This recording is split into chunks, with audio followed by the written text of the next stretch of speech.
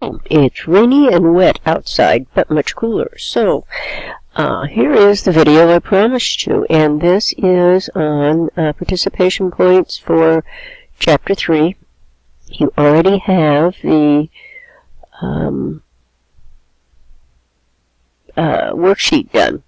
From the worksheet, you have now, you have the worksheet like this. Worksheet looks like this. You have your adjustings.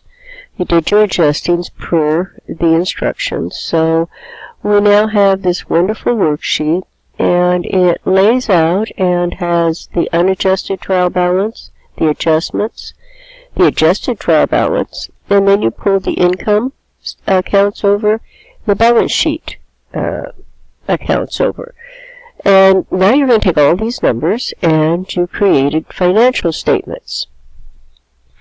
And you've come up with a net income of $92,175, an ending owner's equity of $236,175, and then you have your balance sheet accounts, and that came up to $268,075, assets and liabilities and owner's equity.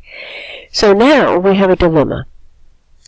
This is what our financial statements show, but this is what, right here, our general ledger shows. Now what we want to do is, number one, see this capital account? It needs to read $236,175, and it only has $172,000 in it right now. The accounts from here down are what you call temporary accounts, and since we're starting a new financial period out, those all need to read 0. The other thing we have right here is this net income. It's not really been incorporated into the assets or the liabilities or any part of this balance sheet. The only way we can get our accounts to balance is to add that here. So we're going to do what they call closing entries, which is going to eliminate these accounts, not eliminate them, but make them 0. It's going to correct the capital account, and while it does that, it's going to incorporate this net income into the capital account. So when we get all done, we're going to have our accounts show this instead of these numbers right here. So how do we do that? Well, let's look at this. We are going to create a new account, and it's called an income summary. And it's a very temporary account. It does not show up on any financial statements anywhere. But without it, we couldn't have the correct balances in any of our accounts.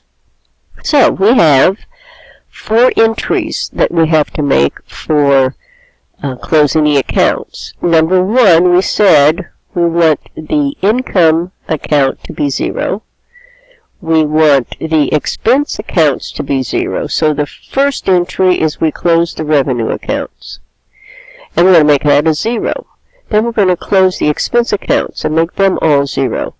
Then we're going to close the income summary account and make it 0 and put what's left over into the capital account. And then we're going to close the draw account. So these are our 4 entries right here. So we don't forget them. I'm going to do them in bold and red. So we're going to do 1, 2, 3, 4. And as we do those, we're going to watch the effect over here. Everything, revenues and expenses, get transferred to the income summary. So I'm going to close the revenue account. So what does that mean? Well, it has a credit balance, so it means I've got to debit it. So I'm going to debit that, and I'll do it in the T account, 419,900. And that if I've debited this, I'm going to have to credit my income summary, which is where everything gets dumped. Something's wrong with that.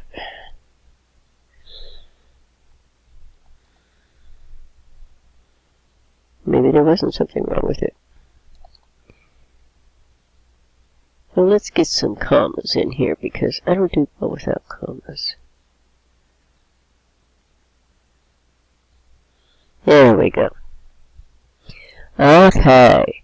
So now this is setting at 0, correct? I'm done with that one. So that one's off the list. So the next one, so we're done with this one, right? Gone. The next one is the expenses. So we need to, and I have expenses, and they all have debit balances. So I want to make them 0. To make them 0, I'm going to have to credit them, correct? So this is the entry you come up with here. I'm going to credit all of these expenses. So that's just going to be 127, 100. And you can see I've done that in the entry.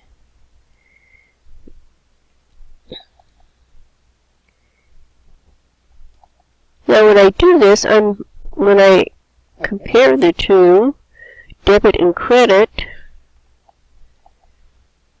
these accounts are all 0 now, correct? This is 0. Well, we already made this. But now I have credited the salaries expense, and when I add these all up, I come to $327,725. Now I'm going to debit the income summary. So $327,725. So I've got these accounts taken care of. These accounts are now gone. They're 0, right? So we'll just take those off there. I've taken care of those. Now what I'm going to do is, the third entry is I have to empty out that income summary, which means close it. So what's the difference here? Well, I have more credits than I have debits. So, but how much more? 92,175. Does that number sound familiar? It should, because it is your net income. Basically, all we've done is compare fees to salary or to expenses and come up with the net income in the income summary. So now, that income summary gets transferred to your capital account. So what is that going to look like? Well, the income summary has to be debited for 92,175, right? Which means I have to credit this capital account for 92,175.